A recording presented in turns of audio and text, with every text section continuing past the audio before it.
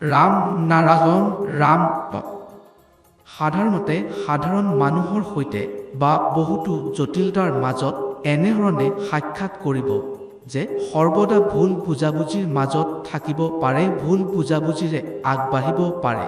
এনে পৰিস্থিতিত মহান ব্যক্তি থাকেন। আন মহান ব্যক্তিসকলে নিজৰ ব্যৱস্থাৰ সৈতে সংযুক্ত হৈ আৰু নিজৰ খ্যাতি সম্পৰ্কে সতৰ্ক থাকে।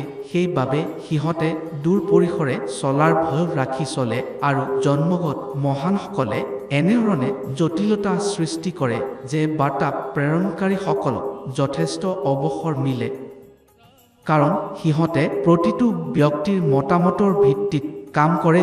যিসকল মহান সাধক আছে সিহঁতে এক ধৰণে সমাজক লৈ চলে, সিহঁত নিজৰ ধাৰাৰ অনুসৰি চলে, আৰু যিসকল জন্মগত মহান আছে সিহঁতে আন এক ধৰণে লৈ চলে। সিহঁতে এক মত প্ৰকাশ কৰে, তোমাৰ যি মন চাৰা, মোক কিবা প্ৰভাৱ নাই, মাত্ৰ যেতিজোৰা মই তোমাক মাতিম তেতিজোৰা মোক উত্তৰ পাওঁ, মোৰ দৰে থাকক তেই যথেষ্ট। তোমালোকে চুৰি কৰা বা ডাকাতি কৰা বা মন্দ কাম কৰা মই চাবলৈ নাযাব।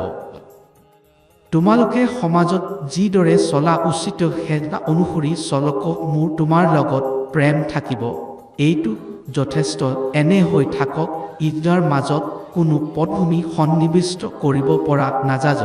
এই কথা কৰ পৰা মন নাই দিজৰে য'ত লক্ষ্য ৰাখ মানুহৰ বাবে খোৱা যোগাৰ কৰিব লাগে, সেয়া পৰিসৰে এক বীজ বাচলাৰ কাম নকৰে।